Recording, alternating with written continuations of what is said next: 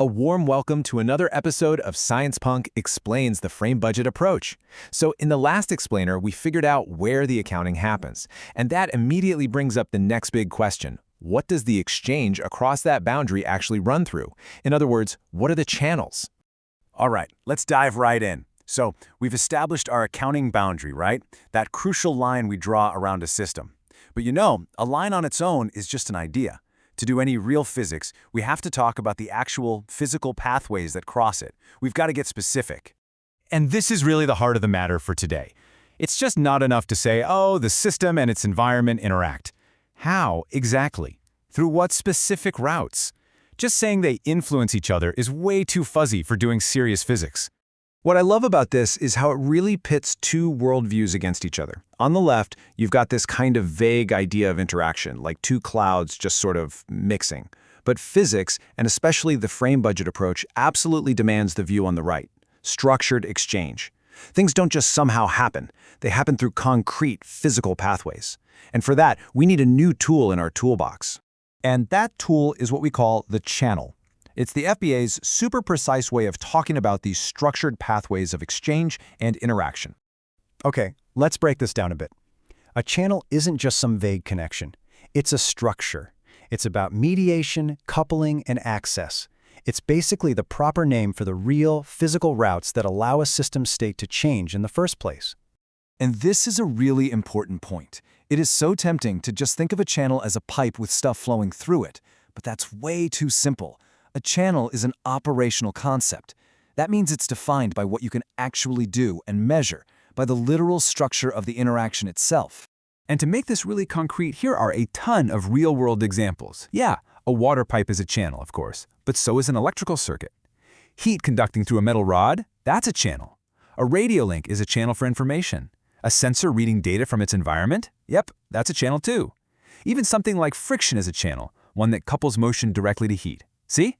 They're all real pathways of exchange. So why are we getting so hung up on this?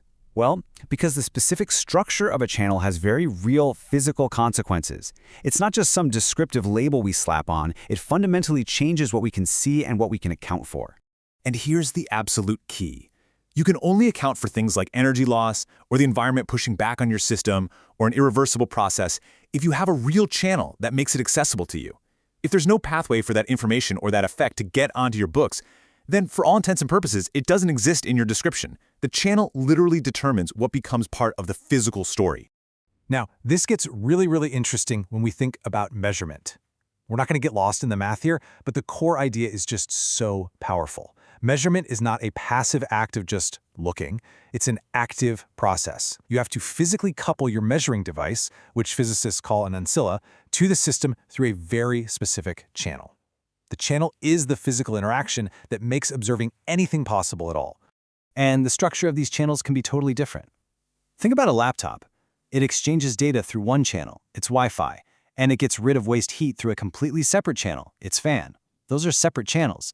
But in the case of friction, motion and heat are fundamentally linked together through the very same pathway. They are coupled. So asking whether channels are separate or coupled is a deep, structural question about the physics of the system.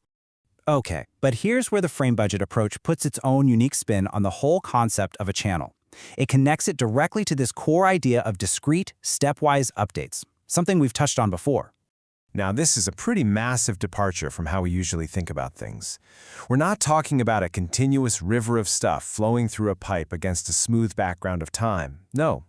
In the FBA, a channel is the structure that allows for one single discrete click, one minimal event that flips the system from one state to the next. And this slide just lays it out perfectly. Picture it. You start in some state, frame N. Then, a single, minimal event happens through a defined channel, and boom, just like that, you are in a new state, frame N+1. The channel is the gatekeeper of change, the thing that permits these discrete, countable steps. So, all of this brings us logically to the final piece of our puzzle for today. We've established the where, that's the boundary. We've established the how, that's the channel. But this just naturally leads to a new and really important question. This, right here. We have the pathways, but what's actually moving along them? What quantities are being exchanged and mediated through these channels with every single step? Answering that question requires the next major tool in our FBA toolbox. All right, let's just quickly recap the big points. First, exchange isn't vague. It always happens through specific, structured channels. Second, a channel is an operational concept. It's the real structure of coupling that decides what you can actually see and measure. And third, inside the FBA, channels are the pathways for discrete, countable update steps. And that is exactly where we're going to pick this up next time. We'll finally look at what is actually being tracked. In other words, what a budget really is in this whole kind of description. Bye for now, until the next explainer, and stay curious.